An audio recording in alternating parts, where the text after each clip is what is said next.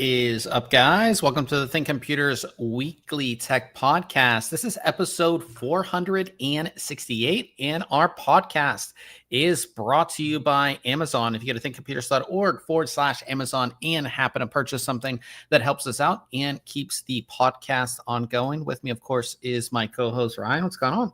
No, not much. I was messaging you this morning. We were talking about the weather a little bit, and it's a little chilly here all of a sudden. I don't know about you, but you got a little warmth there probably. It was a little cooler in the mornings. It's starting to get a little cooler in the mornings, where it's like when I go to the gym, I'm just like, oh, maybe I'll put on some joggers instead of like shorts. You know what I mean? Yeah. It was like 44 here this morning when I woke up, and I was like, where did this come from all of a sudden? That's getting. Our air conditioner has been running, and then it is the end of October already. I know, getting into. I mean, we are in Q4 holiday season craziness. But yeah, we're back on our normal night, Wednesday nights, because last week I was in LA for a ton of different events and some things, and got to see some cool things. I just don't understand how people live in LA and deal with the traffic. Like, I just don't. I don't get it. You drove, right? Yeah, I drove. So I drove up from San Diego, and then I was meeting a friend for dinner, and the dinner was 14 miles away from me. Okay. It took me an hour and 45 minutes to get there. Oh my gosh.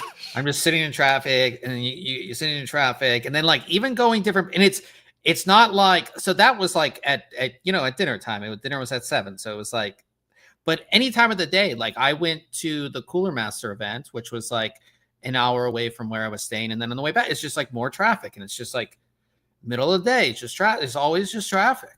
Ugh. Like, I feel like obviously people like they have, if you work from home and you live in LA, that like not in maybe like a coastal area, like if you're just like in LA, I don't get it, because there's just the traffic would just drive me crazy. Like going anywhere and doing anything, yeah, it's just bad. But then, like I said, as soon as like on the drive back home to San Diego, as soon as you get past Irvine, no traffic. Nice. Yeah. Yeah. But yeah, we'll talk about the Cooler Master event that I went to. I also went to a YouTube event, which was really, really cool. Got to meet some cool people there. But we have a lot to talk about this week. We have 3 reviews plus all the events we're going to talk about. We have a really cool special edition Call of Duty graphics card to talk about. We're going to be talking about Battlefield 6, obviously, the Amazon Web Services outage, which you don't realize how much you rely on Amazon Web Services or all the other companies that use Amazon Web Services. Windows 10 end of life finally happened as well, so we'll talk about that. And a bunch of other stuff as well. And we do have our full show notes page that has everything that we are going to be talking about this week.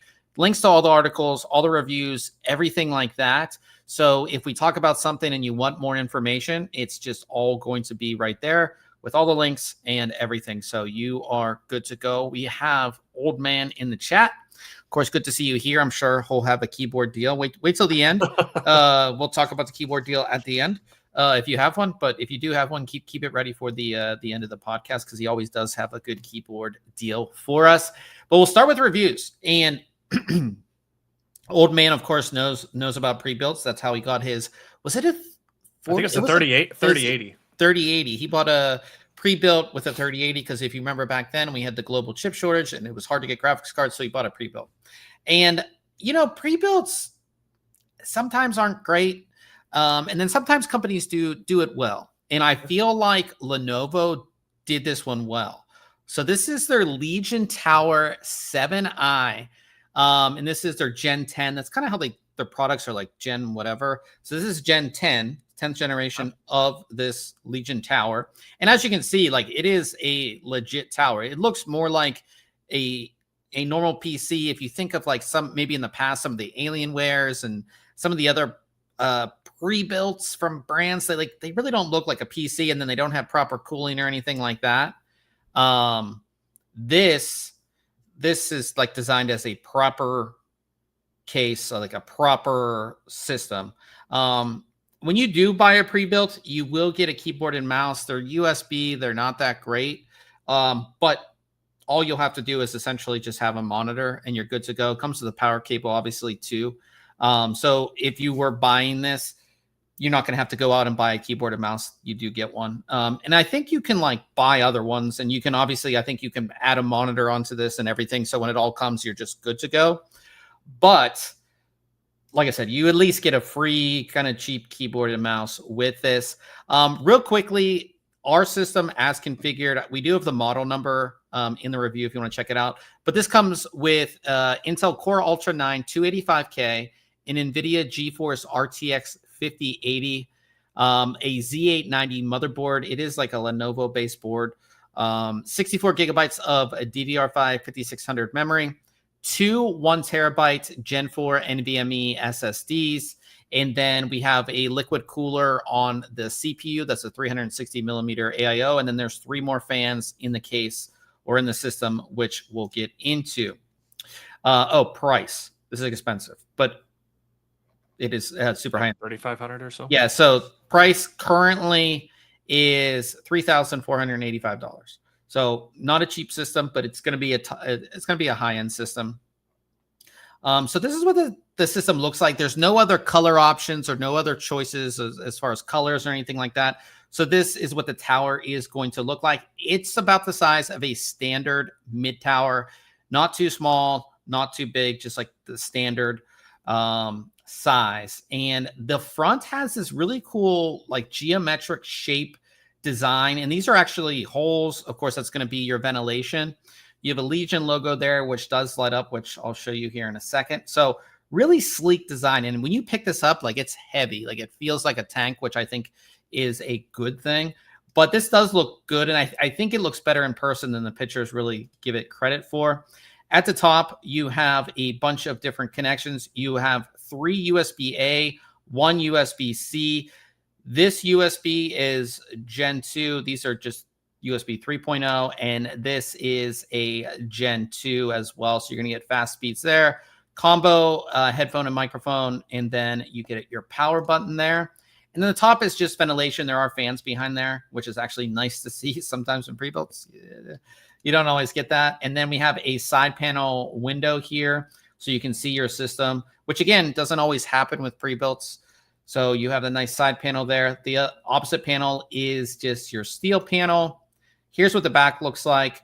You can actually do a vertical graphics card if you really wanted to. The case does support it. You, of course, will have to provide your own riser and do all of that, but this case does support that. You can see one of the rear cooling fans there.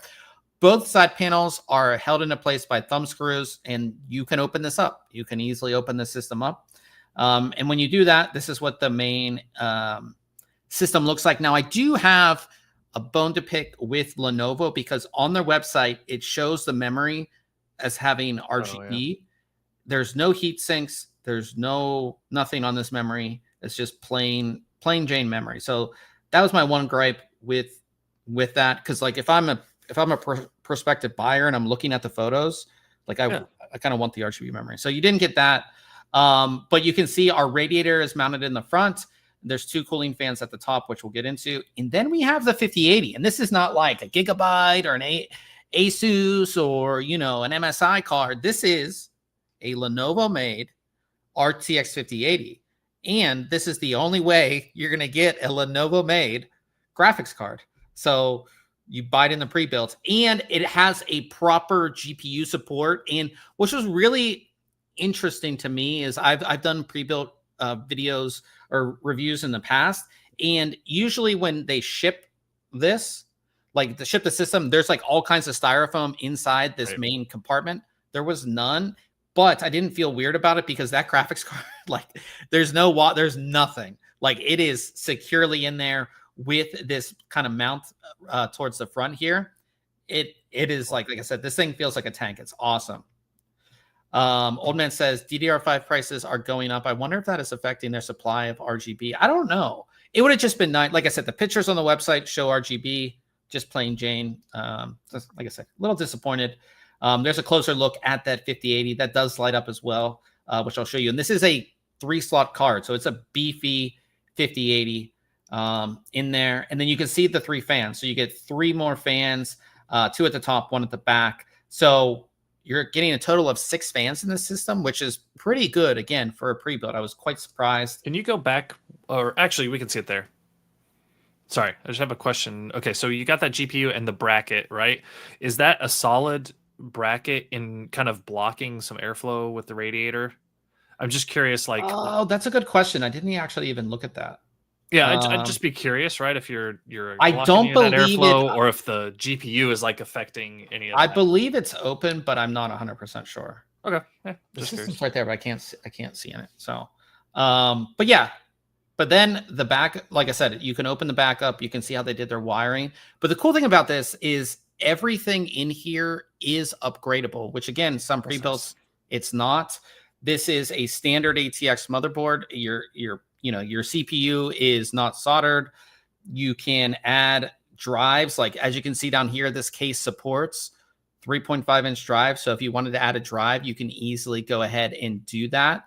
Power supply is a light on unit. It's an 80 plus gold supply unit right there. So, if you're wondering, but this is what the system looks like. But I like that it's upgradable. Like if I wanted to put RGB memory in here, I can easily go ahead and do that. It's no weird, and there's no weird motherboard. That was the big thing with a lot of pre-builts in the past, is like, it's this weird motherboard that doesn't, that you can't put in anything else if you wanted to change the case, and you can't put in, say you wanted to change the motherboard out, you can't because it doesn't fit in the case or whatever it is, So, well, like on that point, I actually just put together or installed a Alienware all-in-one, not all-in-one, but pre-built last weekend for my in-laws, and yeah, it had a 5060 in it, and so like there's some similarities where it's like it also had GPU brackets. Now the 5060 isn't like a huge card, but it was secured solidly.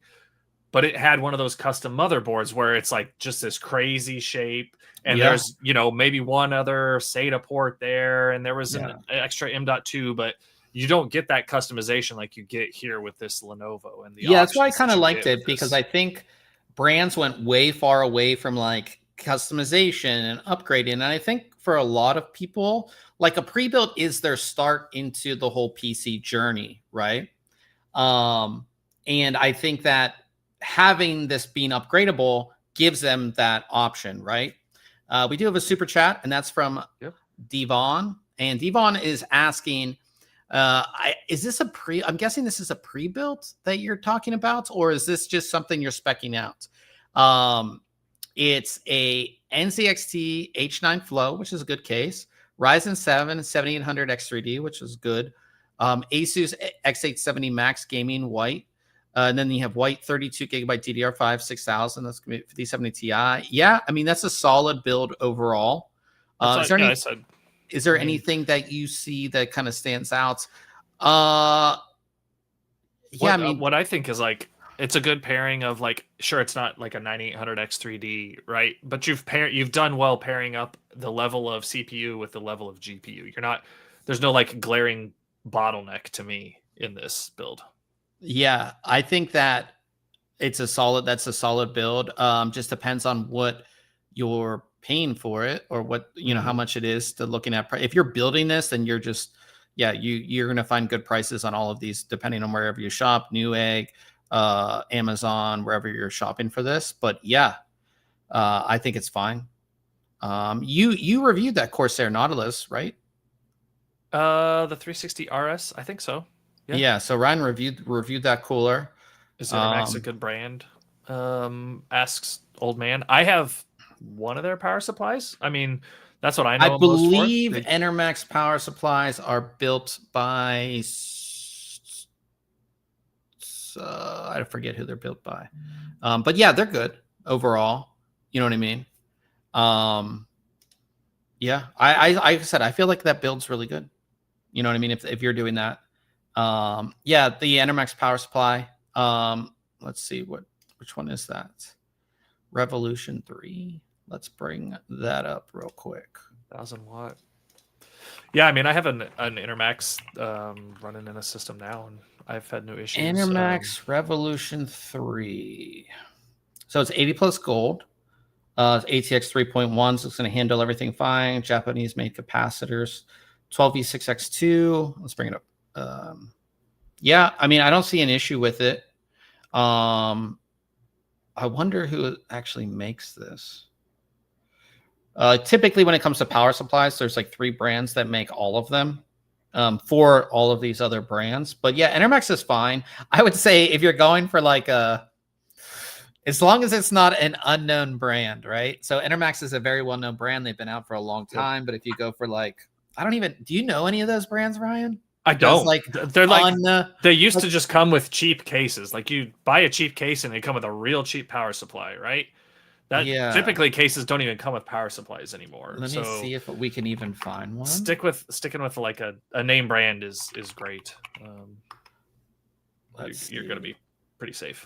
Yeah. So like again, the Enermax, a Corsair, a Seasonic, NZXT, EVGA. Yeah. So like, as long as your power supply doesn't look like this. Oh God. You know what I mean? Yeah. You don't want your power supply to look like that, I'd say.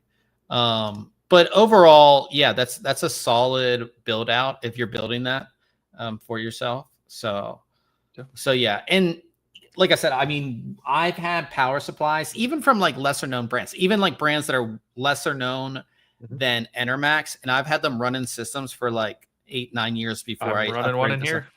Yeah, so it's usually not a big deal as long as it's not like an unknown brand. And Enermax again is a very well-known brand. Like like this one here you go. Here's what you don't want. The one I showed you is like a extreme example, but this would be one too. So this is Aries Game 750 watt. Like never heard of Aries Game at all. You know what I mean? Like it's $60. Like that's not what you want.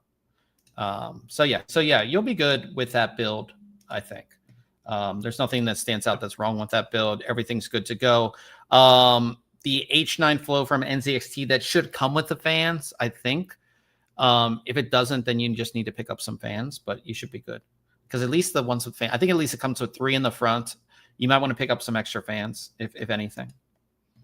But yeah, back to the Lenovo here. Yeah, so it has the 3 included fans here, which is nice. Everything's wired. You're good to go.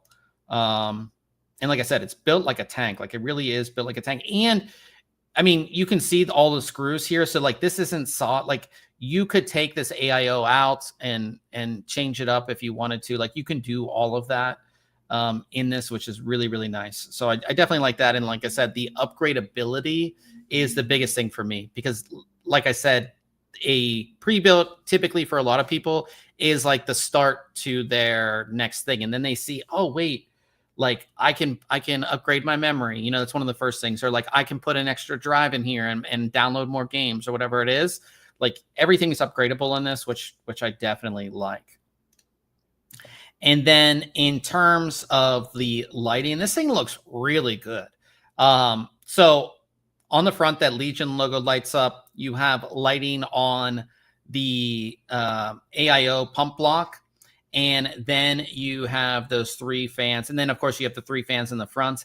Everything is configurable, which I will show you. But it, like with this geometric, like it looks good. Like I was actually surprised at how good it looks. That's what the inside looks like. And they also have like an RGB strip right up here where you can't see it. And it lights up the inside. The only thing that strip is just a white LED strip. It's not an RGB strip. So you can't configure that one, but everything else you can configure. And you can see the lighting on the graphics card. It looks good. Like I said, we have our temperatures and everything like that. And our noise levels doesn't get very loud at all. And again, the temperatures are good because we have proper cooling in this. And then we have the companion software, which is the Legion software. It allows you to choose, you know, like a performance level. You can do quiet, balanced performance. By default, everything's set to balance. It allows you to change the lighting effects. And what's really cool about the lighting effects is, see, like the Legion icon lighting, you can change it per whatever it is. So it's not just like one effect for the whole thing. Like you can set it up how you want, which is actually, this is like one of the better lighting softwares that I've seen, even though it's not really like a lighting software, but it kind of is. It's one of the better lighting softwares that I've seen, which is nice. So also their software has like where you can buy games just right directly from them, or, you know, and everything, like everything's in there. Also, the software will like go into Steam, it will go into Ubisoft, it will go into Xbox, it will go into all the launchers and bring all your games into a central library. So you just open this Legion app and then all your games will be there and you just click, one-click launch, which is also kind of nice. So that's the software that it comes with. And then as far as our performance goes, we have all of the benchmarks and everything like that. I know you guys are mostly interested in the gaming benchmarks, which I will bring up here. And this is kind of what we run our normal graphics cards through. And this is most of these are without any DLSS or anything like that turned on. So if we look at this 1080p, I mean, you're maxing this out completely, well over 100 FPS in every title. 1440p, very much the same, well over 100 FPS. And that 1080p is because you're CPU limited, because that's going to be your bottleneck. 1440p and then 4K, again, very much over 60 FPS, well over 100 FPS. And again, this is without DLSS turned on or anything like that. So overall, this is going to be like a 4K gaming machine for sure. Anything with a 5080 really is going to be a 4K gaming machine, going to be a great 1440p machine. And if you are playing at 1080, this system's definitely going to be overkill for you. But solid system overall. The NVMe drives, they are about 5,000 megabytes a second read and write. That's kind of what we got in our testing. So they're not using necessarily the fastest Gen 4 NVMe drives, but you can see the scores of that as well. But it is a good system. Like I said, I definitely like this system.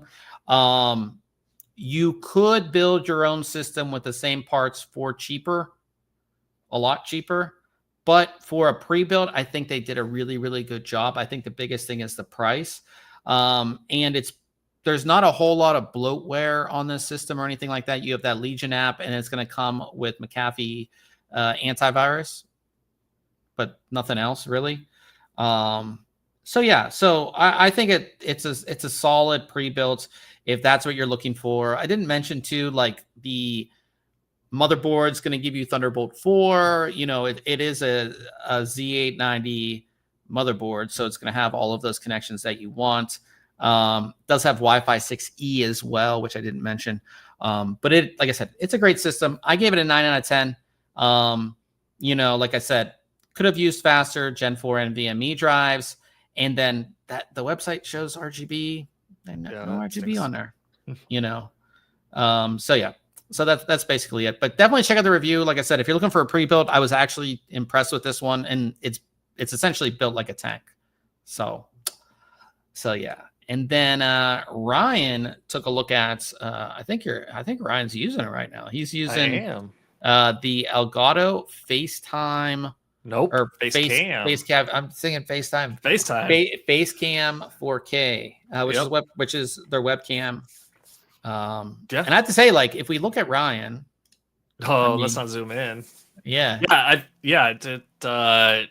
If you don't watch every week, like, you may not be able to tell. There's some like slight differences, right? I'm used to typically using a Canon mirrorless camera with a 22 millimeter lens. It has a little more depth of field to it, so I've got a blurrier background with it. But there's some software tweaks you can make with this camera to get that functionality, which we'll talk about here in a minute. But yeah, that's not bad.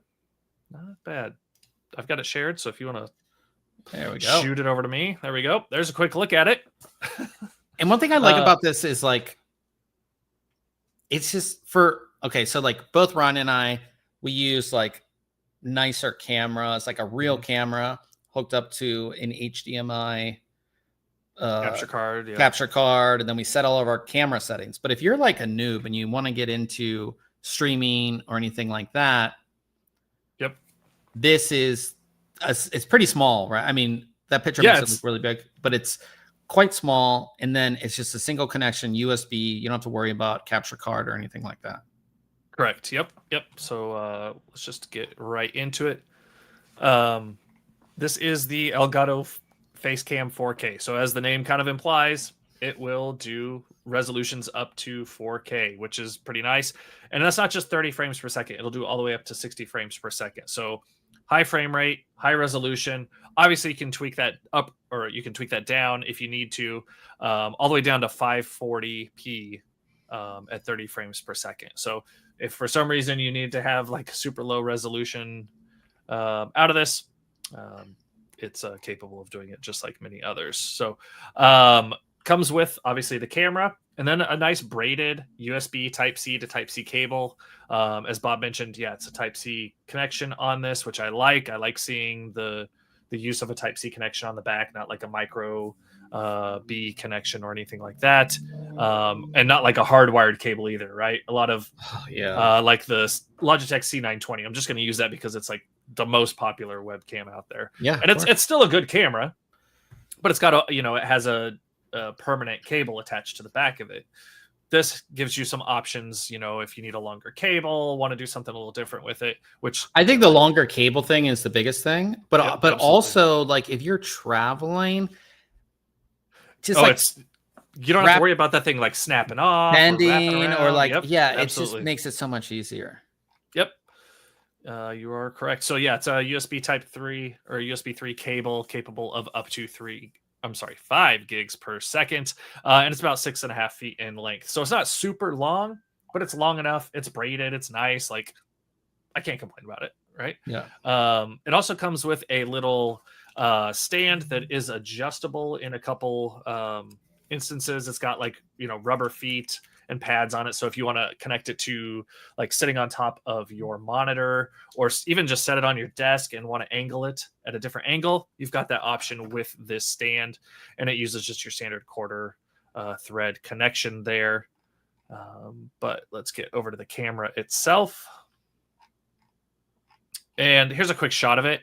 I have the black version sample, but they also have kind of a white version, like a forest green look, and then a carbon fiber look. I think this is pretty cool. Like you're really the only person that's going to see it, but you know what? If it's sitting right in front of you, you might as well enjoy. Also, if you're somebody who like has like you have a lighter desk setup, you want the white. If you have like a gamerish one, maybe you want the black. If you more like modern, maybe you want the green. Like it's kind of nice to get different colors. Yep. Yeah, I think it's cool to have the option. For what you like. I really liked how they packaged this as well. Elgato's really trying to move away from using plastic in their packaging. So the inside the box, there's like a molded cardboard tray. The cable was held on with cable ties, but they were like the paper kind with the metal in them. And then, the camera was wrapped up like it was a steak or something, like you buy at a butcher shop, right? It was paper wrapped. Well, you can eat afterwards. Yeah. Here's a straight on shot of it. It does kind of look big here if you're not, like familiar with its size. It's not the size of like a DSLR or anything. Don't mistake this for being the size of a huge camera. It's really not. It's not much bigger than a normal webcam, to be honest. But what that larger lens surrounding does for us is it gives us the option to use a 49 millimeter lens filter. You can see here there's some threads on the inside, and what that allows you to do is get a little different look to your camera depending on the lens filter you're using, right? That's a more advanced style. So if you're someone using lens filters, you probably already know what they're going to do for you. But it's just another advanced feature that this camera gives us. Now, inside of this camera, we have a Sony sensor, right? Elgato and Corsair, they don't make their own, but they use a very popular and high-powered Sony sensor in this, of course, capable of that 4K resolution at 60 frames per second, which I really like. If you're a camera person, it does have an aperture with an f-stop of 4.0, so not super high ability for low light video, right? You're going to get a lot of grain and things like that in low light situations. But it does a pretty good job. Like I don't have any overhead lighting on right now. I just have my nano leaf on in front of me and a small light to the side. And then I've got a little bit of glow from the screens. And it's actually makes my room look brighter than when I'm running on the Canon camera. Now, those are things you can obviously tweak and adjust with software or on the camera, depending on what you're doing. But I think it does a pretty good job here. There's a little bit of graininess to this video, especially when it's, larger. You can see some grain. But really, I'm really happy with the quality that you get out of this. And I've got some comparison shots here in just a second. I like the look of this too, just really nice, plain looking. We got a little badge here for the Facecam 4K. And then there is an indicator light right next to the lens that shows you, whether the camera's on, if it's, updating firmware, things like that. Just a status light. You can control the brightness of this. Does that turn on when you're recording, or like when it's, I guess? I don't know that it doesn't go like red for recording because it doesn't necessarily know what your software is doing, right? But it does, like right now it's blue, right? Okay. Showing me that it's in use. Yep. So it is a status light there. Gotcha. For that, around back, we already mentioned it, but it does have that Type-C connection, and there is a little bit of ventilation on the back. It does get warm, not hot, but I like to see that ventilation there. There's no fan or anything, so you're not going to get any noise out of this. But it does have a way to dissipate some of that heat, which I think is nice. So is there a microphone on it? That is one thing I was going to mention. There is no hole or anything like that on the front, which means no, there is no microphone in this. This is strictly a camera device. That's kind of Elgato's thing was, hey, we're going to give you a great camera. And guess what? We've also got a great microphone or two that you can utilize, right? I'm using one right now. So it is just a webcam. When most other webcams typically have some sort of microphone in them. This is strictly a camera device. As mentioned, on the bottom, we have that quarter thread opening, as well as a bit of a rubber pad there. If you were, for some reason, using this just sitting flat, it's going to stay in place for you. But it also gives that grip when you have it on a stand or a tripod or something like that. Here's just another shot of it. Just a really good looking camera. I like it. Just the plain black is what I had, like I mentioned, but it does have a little silver ring, polished metal around the edge. To just give it a little bit of a look. But let's get into some comparison shots here and talk about the software just a little bit. Camera Hub is the name of the application that you utilize to control the visual settings in this camera. So I'm going to pull up my cheesy smile here. And you can kind of see it, right? If you have, multiple Elgato cameras, it gives you the option to select which one you're using. And then you've got some framing options. So I'm not going to share. Actually, you know what? I can't. I can't show you the preview. I'm just sharing that window, not the. That's okay. Anyhow, we have some framing options here. So if I click through this other view, it's going to change me around a bit, right? I've got some presets for framing, so that kind of jumps you around. Yeah. There we go. So I'm not doing anything. I've already pre-programmed these. Positional settings. So that's what that framing section is there. You can customize those how you want, which is kind of cool. You've obviously got your contrast, sharpness, things like that. You can adjust your exposure, so brighter, darker. You can set it to manual, right? I just switched off of automatic, so it went super dark. But if I go back over here to automatic, flips over. You've got some white balance and some processing as well. You can adjust for if your lights are on a different frequency for some reason, you can make some adjustments so they don't flicker. Yeah, exactly. Anti-flicker. You've also got some, let's see here. Yeah, here's just an example of this blue section in the framing kind of shows exactly what you have set, because I can just move that box around. Yeah, real quick, cool. Right? Whoops. Oh, I did it now. There we go. So I talk about those and just some of those settings, and then effects allow you to, as I mentioned, blur that background a bit. So if you don't want to show exactly what you got behind you, you can use the blur filter. There's some color filters or fake backgrounds like we're all used to using in Zoom or Teams or whatever you want there. Bob was making fun of my picture where it's just like everything is fine. This is fine. That's what your face looks like. Yeah. Just So you've got some of those options, and you can add your own pictures in the background if you want to do that as well. And then we have some LUTs. So these are available to give you just a different coloring look, kind of. These are real popular with Instagram and those types of apps, or just when you're going for a certain aesthetic, right? You can get some of that done there. Buy some pre-built or adding your own LUTs. So you've got some options for coloring and things like that, right? Give yourself a little different skin tone depending on what you need. But you've got all sorts of options in here to customize, right? Super easy software to use. And there's also a prompter section with the software as well. So if you have one of Elgato's prompters, you can tie it in and pair these things together and utilize them with that as well. Here's kind of a difference here. This is a side-by-side. So I'm taking, I've got the two cameras next to each other. The one on the left here is actually my mirrorless camera. The one on the right is the Elgato. And I tried to go for like as close to color accurate as possible on these, but you could tell the difference between that background lighting and, some of that look there. So I've just got a couple comparison shots, and that was like after a day of being out in the sun all day, and so I'm like super red in these. But and then with different, I feel like I look super red right now. Oh man, I got burned that day. I was outside for like 4 soccer games. But here's another shot with just a little different lighting in the environment and some of the look that you get and detail and comparisons, fields of view, so on and so forth. Right, you can crop in and out. So overall, just a really nice camera if you're looking for an upgrade. Here's what I want to know, because I didn't actually ask you this. Mm-hmm. So on your camera, so if you're looking at me, go like this. Like I know what you're. Yeah. Will it do that? Yeah, it's pretty quick. Like it's actually kind of, I don't know what the. And it's not as noticeable, right? Because the background is the background won't sharp, blur, right? but it's a prime lens, so it has a set focal depth.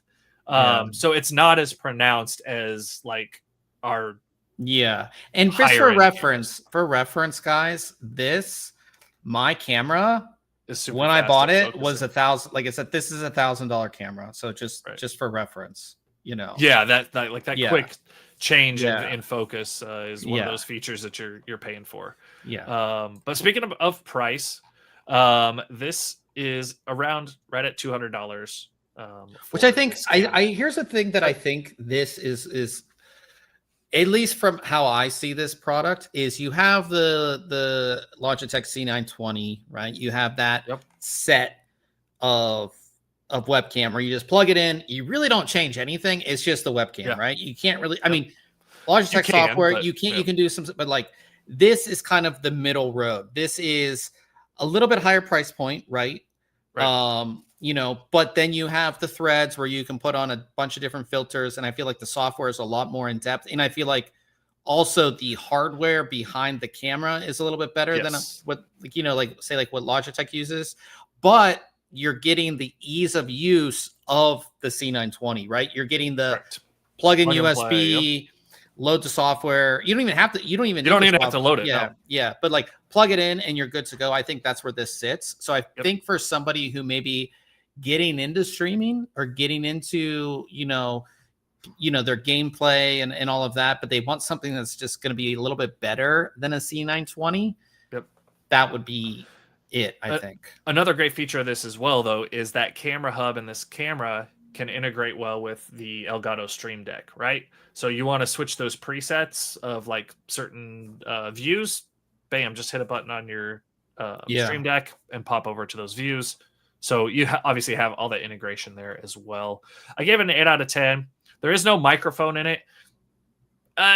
Is it a negative? A little bit, right? I think you could still include it. You can always use the option to shut it off if you had it, in my opinion. And then the low light performance is lacking just a little bit. You get pretty grainy as soon as you lose that lighting in the environment. But I mean, you got up to 4K, 60 frames per second output. You've got those filters, the Type-C connectivity, the camera hub software, and integration just in that Elgato ecosphere is great. So, how do you feel about the $199 price? I kind of wish it was maybe $175, $180. I think 200 is okay. Black Friday, Cyber Monday is coming up. That is true. So I would expect to possibly see this. They do have some other cameras as well. If you're looking for maybe a different option there, but I'm pretty good with the 200 price point. It doesn't bother me too much. Gotcha. Yeah. So definitely check out the review. Great review by Ryan.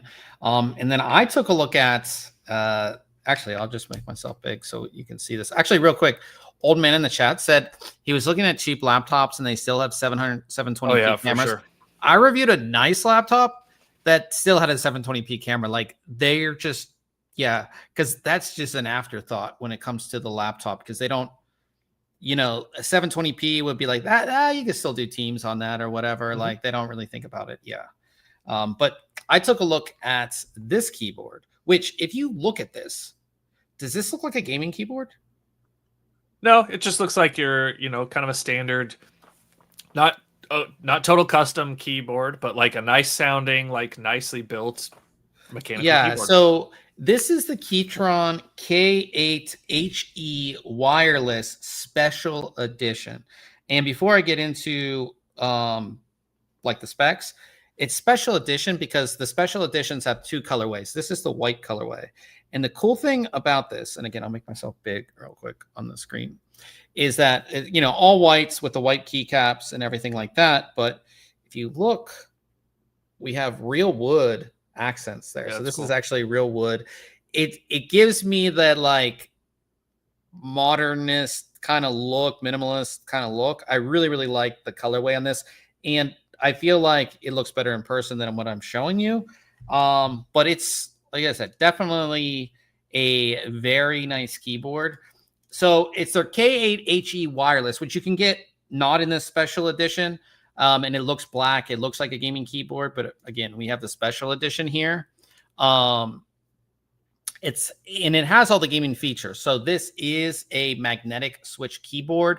If you're not familiar with magnetic switches, basically they're like a mechanical switch, except you can configure everything. So if I want to just press the switch down or the key down 0.2 millimeters, and that's going to be my actuation, you can set that, and you can set it for each individual switch. You can also set it so if I press it down a little bit, it does one action. If I press it down a little bit more, it does another action. If I press it down a little bit more, it does another action. If I let go of the key, it does another action. If the switch starts going back up, it automatically resets. I don't have to wait for the switch to reset. So in a mechanical keyboard, when you press a key down, you have to wait for that switch to reset. With this, you don't have to do that. You can also do, which some people, it's banned in Counter-Strike, but you could do the snap tap. You can do a bunch of things. Like I said, the one where you can constantly press the key and you don't have to wait for it to reset, that's called rapid trigger. You can go ahead and do that. Like if you're a serious gamer, a magnetic switch keyboard is what you want because you can fine tune it. When you buy a mechanical keyboard, you're set to what those switches do. So if their actuation point is a certain, distance down, that's what you have to get used to. With this, you can just change it to whatever you want. On top of all the other features that I just mentioned. And this, like I said, this is a really, really good looking keyboard. All white design, double shot PBT keycaps. They're in the OSA profile, which I haven't used a lot of OSA, but it's a medium height keycap with sort of oval kind of shaped tops. It's very comfortable.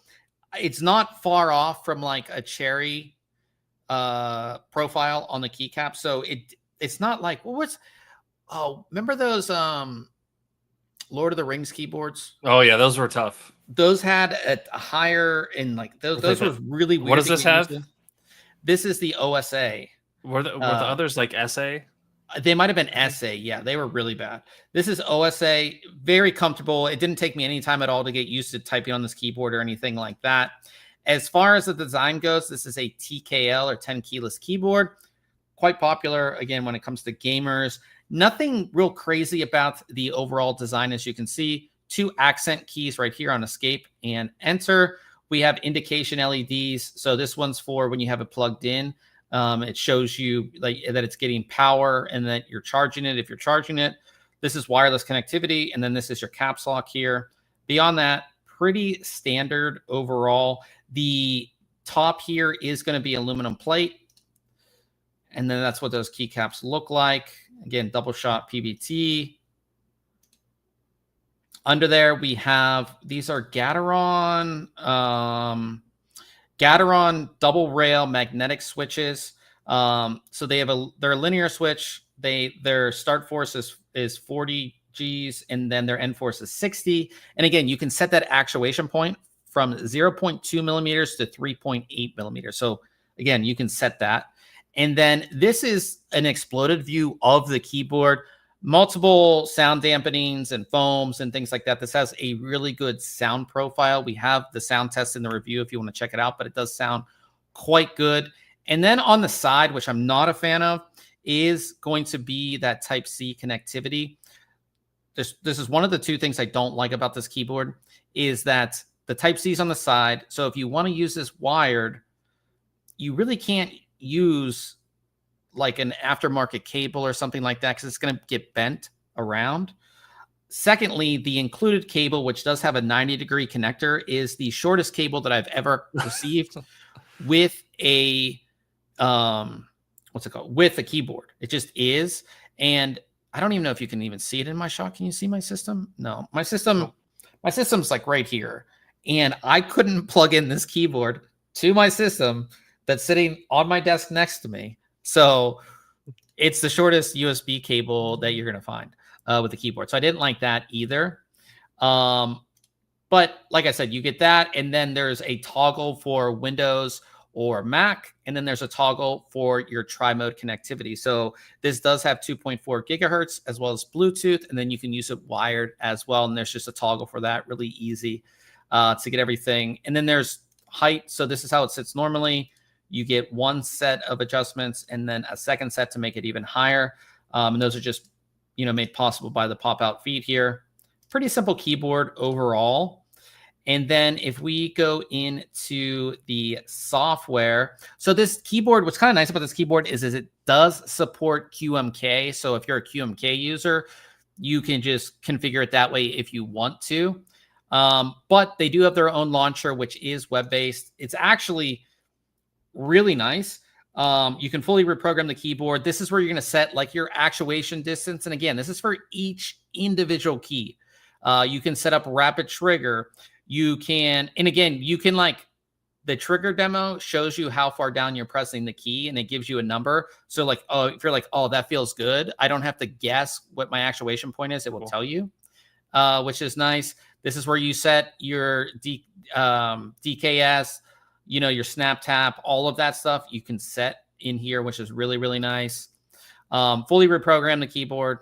Easy to go ahead and do that. Your lighting settings, and then it has a full-on macro editor as well. The only thing I didn't like about the web-based software is that you have to use it in wired mode. You can't use it wirelessly, which was a bit of a bummer because, again, that cable is so short. So, and if you want to make a change really quickly, say you're using it wirelessly, then you got to go find that cable. It's like, you know what I mean? So that's another thing that I didn't necessarily like about this keyboard. The keyboard itself is incredibly comfortable. It feels really, really good. And the sound profile is good too. So like I could totally leave this. I have another keyboard to test, but if I didn't, this would sit in front of here because one, it looks great. It's wireless, which I like. And the lighting is actually good, especially kind of darker here right now. But like, I mean, it's kind of hard to see now, but like the lighting is actually quite good on this, even though we don't have like see-through legends or anything like that. I just opened, I don't even know, something just opened on my computer. I just hit with this keyboard. So I don't know what just opened, but yeah, like I said, the lighting's quite good too, as you can see, but it's just it's a good keyboard and it's not priced bad either. It's $139.99, which I don't think is crazy for a magnetic switch keyboard that's tri-mode. Like I said, I just wish that USB cable was a bit longer, and I wish you could use the software when you're in wireless mode. That's kind of the only thing. And again, it's QMK compatible. Most keyboards that you're seeing from like the big brands aren't going to be QMK compatible. That's a very in-depth software for reprogramming your keyboard if you're not familiar. And yeah, so, but yeah, that's kind of the only thing. Like I said, I really don't like keyboards that have the USB port on the side. I'm just not a fan, especially if I want to use a custom cable. I just don't like that either. But overall, like I said, I still give it 9 out of 10. I think the price is good. I think it's a really well-made keyboard as well. So definitely go ahead and check that review out. And we'll move quickly because we're at 50 minutes. I was going to say, yeah, This is when we have good products and we're talking about we good like to products, talk about them. Yeah, we like to talk about them. That's the best thing about the podcast is when we have good stuff. It's not like a simple product. We like to talk about it. But talking about cool products, I was invited to the grand opening of the Cooler Master North America headquarters in City of Industry. It's like right outside of LA. They're right next to MSI, which is pretty cool to see because I've never seen MSI headquarters there. And with this headquarters, they were telling me it has, and you could see it's a warehouse as well. So a lot of the products that will get shipped to Newegg or whoever will get shipped from this warehouse, and allows them to stock up on product too. So when you're looking for Cooler Master products, they probably won't be out of sale because they have this big warehouse now where they can, hold all of those products. And we got to see some of the new products. A lot of these we did get first previewed at Computex, but I'm going to go through them very quickly. Their Master Frame case, which literally just came out. This is actually pretty cool because it's a case here, and as you can see, it's essentially a frame. And then you have all these pieces over here, and it has this rail system, so you can configure this however you want. You can configure it like a standard case. You can configure it completely differently. And Liquid House, our friends at Liquid House were there, and they had a couple custom builds showing you the different configurations that you can do, and they had a bunch with the different configurations. Now, this is going to start with the Master Frame 600, and then it will go down. They might have one bigger, but there's going to be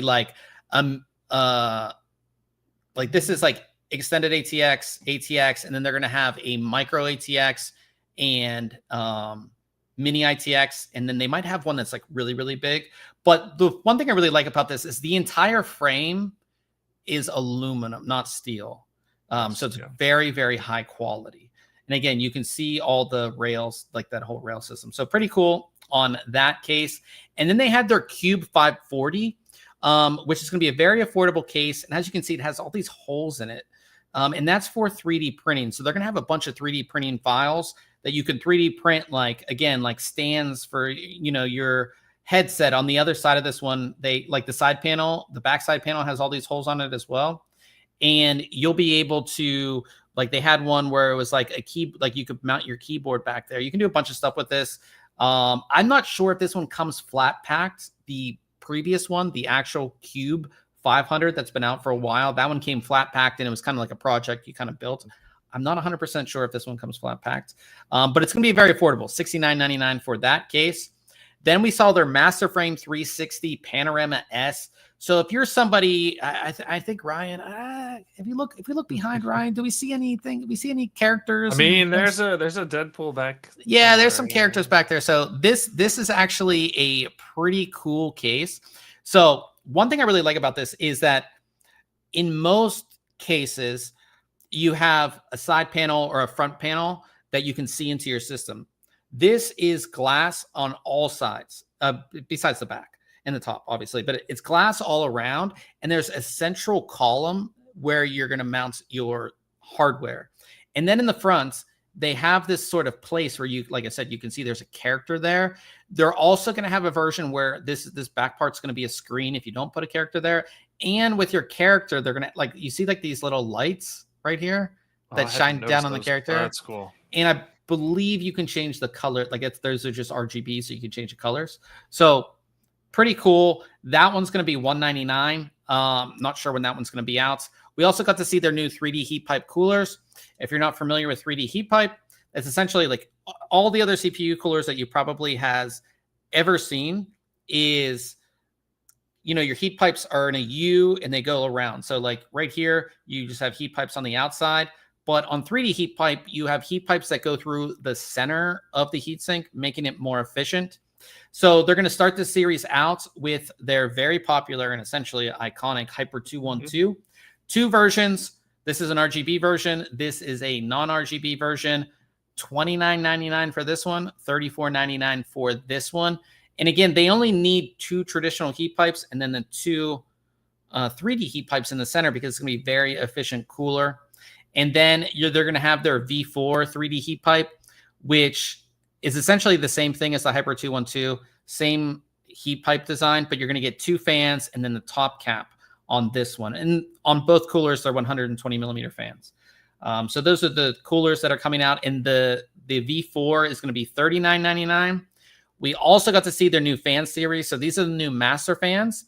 So you have their A series, which are going to be their most expensive, all aluminum, Ryan. So the entire fan's aluminum. So the frame and the blades, and because the blades are aluminum, they put a grill and this fan spins up to the aluminum one will spin up to 4,000 RPM.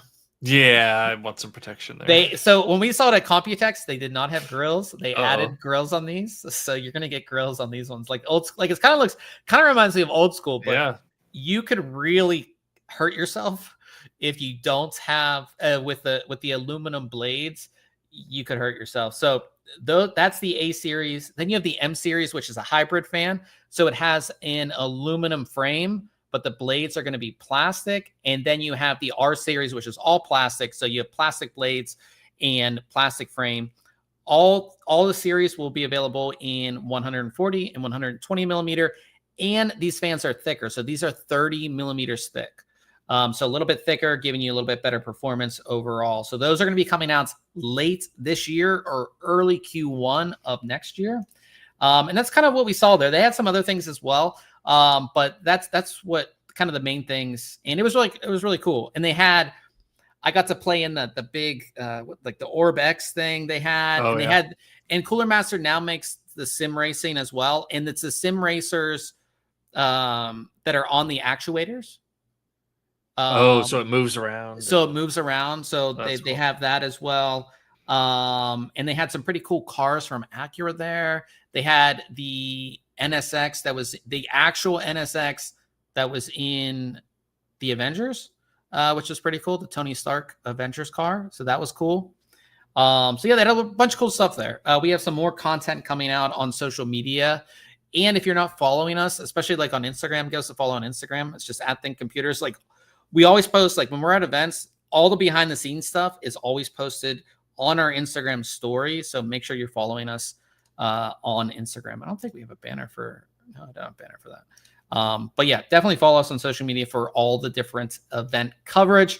We'll move on from there to Case Mod Friday, and we have a SNEF computer design. And talking about aluminum, he built this one, all aluminum, and it is the polished aluminum.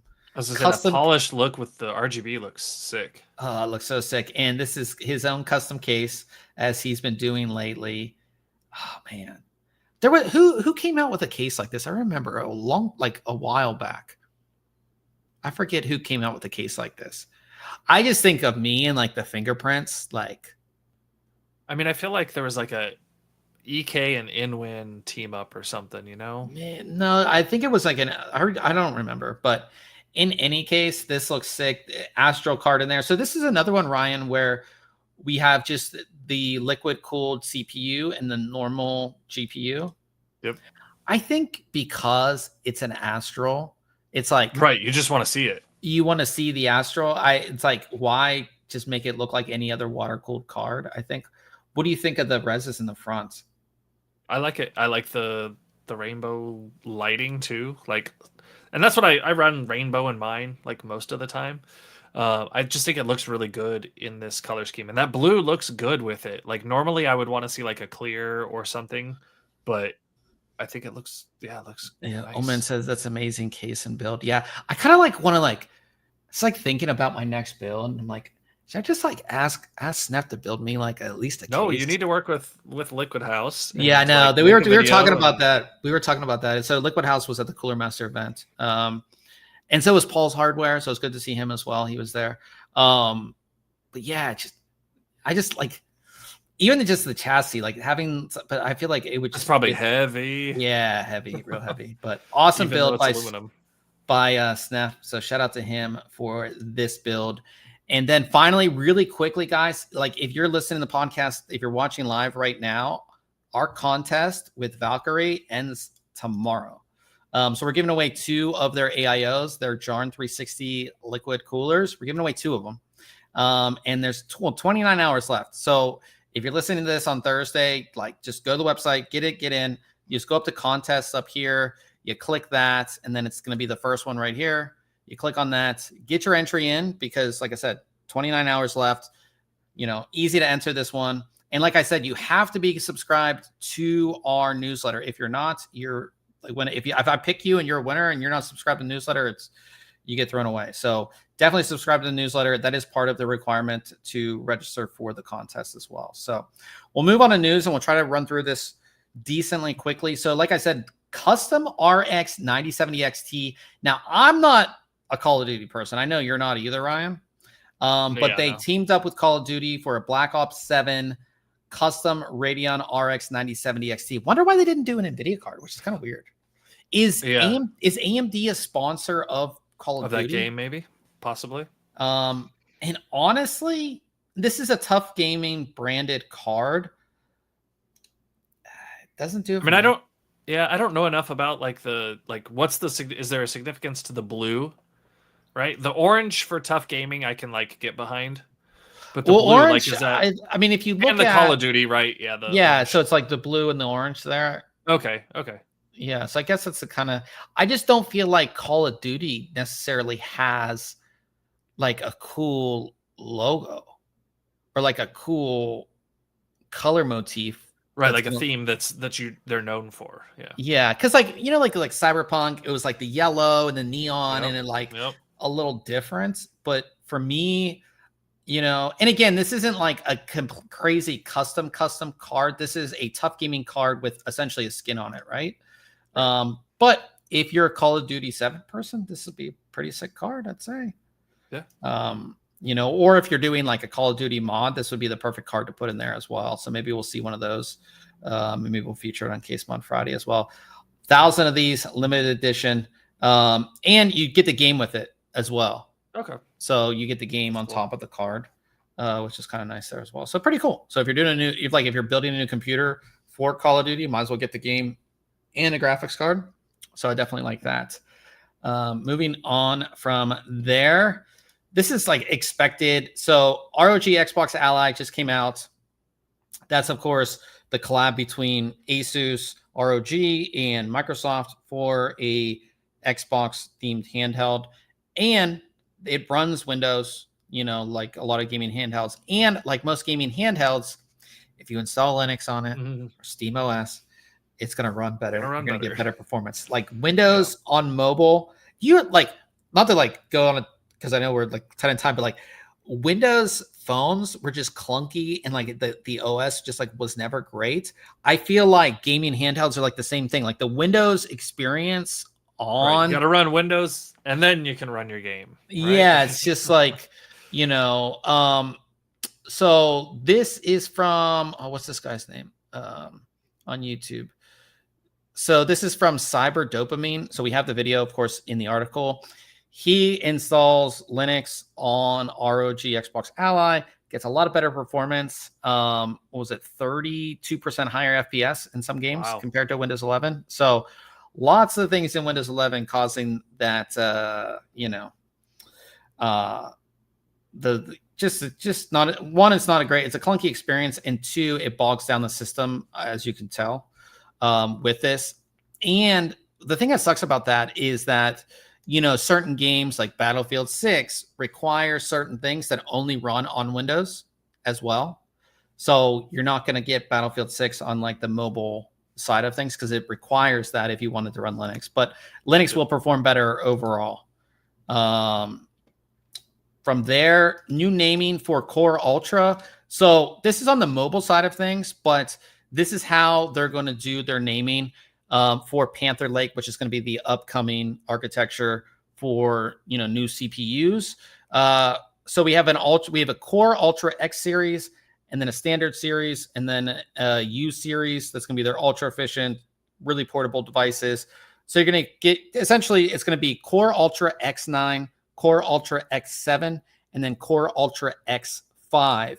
The X, at least for mobile, is going to mean that it's going to have more integrated graphics cores. So these are going to be the laptops that you could without discrete graphics that you could maybe play some games on, right?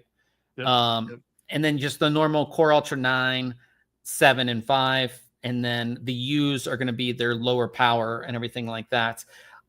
And I would just hope we stick with this for like an extended period of time now, because we're now in Core Ultra on the desktop as well. And again, they still kept the naming as far as like the 9, the 7, the 5. Hopefully that sticks. I just this naming on the end is I don't like. Yeah, I just haven't been a fan of it altogether. The change, and it's yeah, I don't know. Yeah, and I get it that it's the 3rd generation, so that's the 300, like the 300 naming, and then the 8, like, but yeah, it's still a little confusing, but it's not as confusing as I thought it would be. So we have that. Corsair did launch their Air 5400. We saw this at Computex. This is our case that's really designed around airflow. Pretty interesting design. It is going to be a larger case. Tri-chamber. It's 3 separate chambers. So this is a chamber, this is a chamber, and then the backside's a chamber. So you can see how like air goes into it. It's actually designed quite well for airflow. And I do like the way this one looks as well. But pretty cool case. Just came out, and then like I said, it does look quite nice. And it has like air guides. You can see kind of in this photo, there's like actual air guides in this that are guiding air in the optimal direction. Yeah, they're at the top too, which is nice. Yeah. I did want to highlight a comment or a question that popped in, but it's going to be a real quick answer of that's way too broad of a question. Yeah, the best PC for streaming in high FPS games. I mean, it all really depends on your price level. Like how much money do you want to spend? And then you kind of go from there. The system that we just took a look at, that's like RTX 5080 base, that's going to be 4K. What would you say like the 1440p card would be like? Like on the low end 5060 Ti, 5070? Yeah, on the lowest. Yeah, so like 5070 would be 1440p, and then 5060 Ti will be 1080p. So that kind of gives you your base, and then you, when you do throw streaming into it, it also depends on what game you're playing, right? Because I've been actually struggling to stream Battlefield 6 with a 5080 on a single system machine. Now it could be due to running a 5800X 3D and trying to do all of it, but yeah, just a lot of factors go into that. So if you give a budget, it's a little easier answer to get you, but yeah. So talking about custom keyboards, this is kind of interesting keyboard. So QWERTY Keys has teased their QK65 MK3. It's only a photo we have of it is this one. But essentially there's a screen here, and it's built for like mini games. And like there's 2 buttons here, so like you can play mini games on it, but I don't know, is that just like Tetris, or is that something like more I don't know. It looks neat, but yeah, and in the keyboard itself has like that retro Nintendo look to it, so maybe those and it's next to a Game Boy, so like, and that's an actual OG Game Boy too. But it's pretty cool. It's something a little different. How much you would use that? Don't know. Yeah, I don't know. It's neat. Yeah, but pretty cool. So they teased that.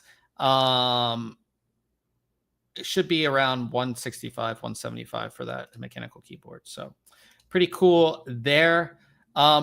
Here's a warning to you guys. If you are building your own PC, we talked about the power supplies and buying like unknown brand power supplies. That's the thing you shouldn't do.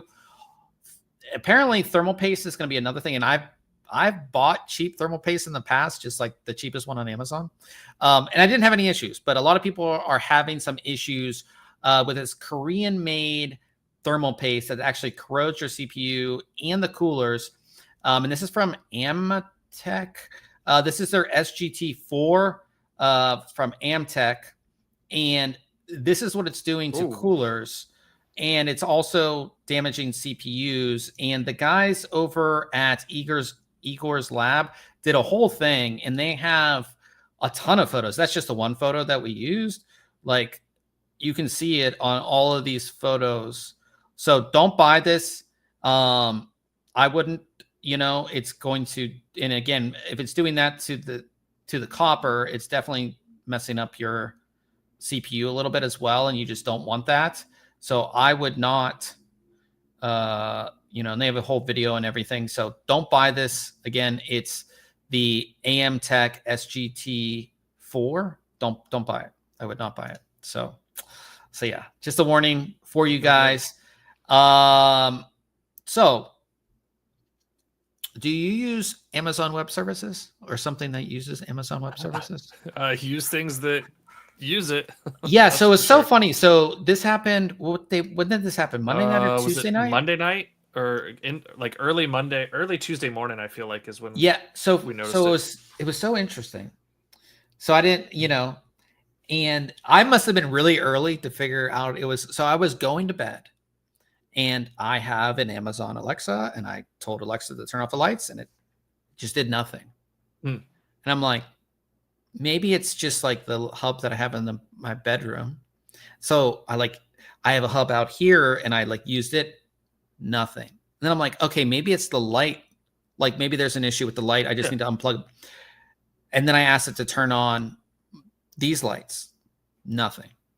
And then I go to is Alexa down? And there was nothing on down detector or anything yet. And then I uninstalled the Alexa app on my phone. I'm like, oh, maybe there's just an issue. Reinstall it, go to log in, and I can't log in. I get to their are you human thing, and I'm answering the question correct every time, and it's just bringing up another back and back, bringing up another question. I'm like, something's wrong. And then by the time I got done doing all that, I went back on down detector, and they're like, yeah, the spike was yeah. So, and if you all the services, if you think about it, there were so many services that were down. And for people who are so reliant, I'm reliant on it, not reliant, but I use it for my lights and things like that. And if you're so used to it, you're like, wait, I have to go find the actual app for the smart lights. And then you got to log into it. And then even so, if that app is running on AWS for its hosting, right, it could be down. Yeah. Right. There's so many of these sites here in this screenshot. It doesn't mean that they're directly using, they're hosted on Amazon or something. But one of the services that they use to host and provide their services could have been, right? So it just and you have to think too, there's 3 to 5 of these services total, right?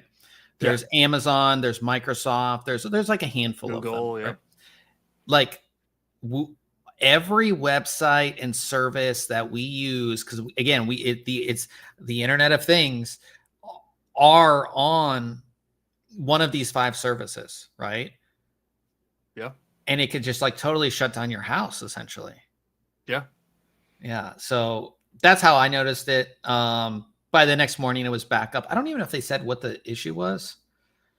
It says a DNS issue with AWS's DynamoDB database service was identified as the primary cause.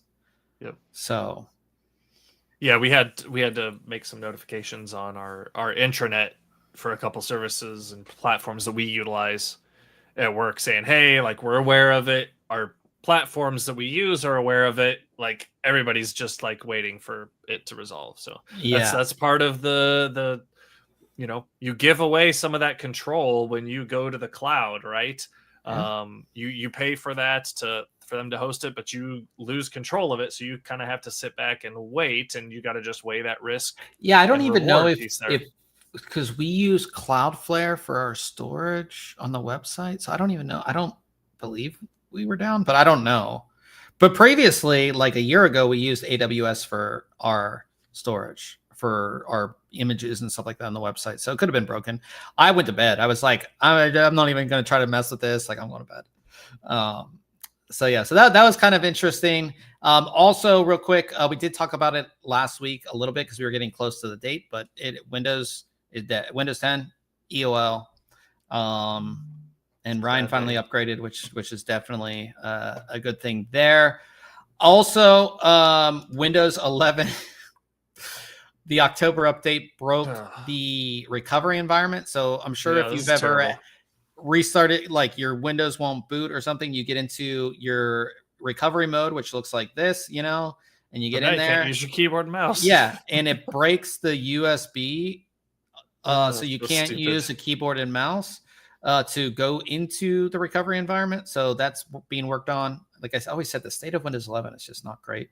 And then finally, Battlefield 6, we talked about it. You know, they were trying to break records with the release of the game and sales, and they did 7 million copies in 3 days. Jeez. And I have to say, well deserved, because they did the launch correctly, available on all platforms, also not like crazy demanding for the game. Oh. And they had so much, like they worked with streamers to have streamers have the game before it came out. So like they were streaming it all week before it came out. Like they had everything in line for this launch, which was probably one of the best launches that I've seen. Other than their launcher having issues day one. Yeah. But like the hype for the game, and it came out at the perfect time. Like there's nothing, I mean, Call of Duty, yes, but like everything else is like, there's nothing, especially when the free weekends came, the betas. And again, the betas were like anybody could play the beta, you know, the beta weekends were like, there was nothing else going on really. It was just the perfect launch. So shout out to them, 7 million copies, which is crazy. 172 million matches played and 15 million hours watched on streaming platforms during the launch weekend. That's crazy. Yeah, that's wild. Yeah, so we'll be playing that. Of course, we're going to be jumping on Twitch here in a bit. Also, what we have coming up next week, I'm taking a look at the Lian Li O11 Dynamic Mini V2. So this is the long-awaited upgrade to the O11 Dynamic Mini, which is sitting beside me because it's my main system. And I have the white flow version, which comes with 5 included fans. So I have this one right here. So we'll be taking a look at that next week. And then Ryan has a simple but useful device. It's the height-powered USB hub.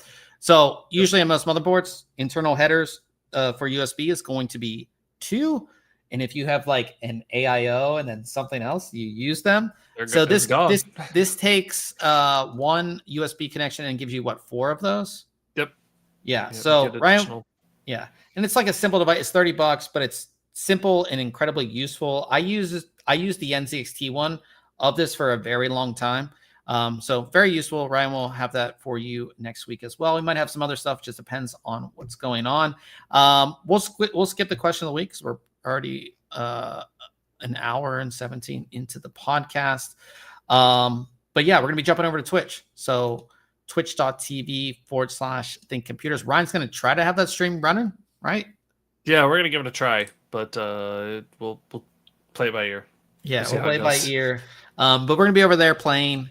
If Ryan goes down, maybe I don't know, my system, try to stream it, but we'll see. My system's having some issues, but we are going to be over there. So that's twitch.tv/ThinkComputers. Of course, thanks for everybody in the chat. Hopefully we answered all of your questions. Of course, Old Man Defaulted Vault was in here.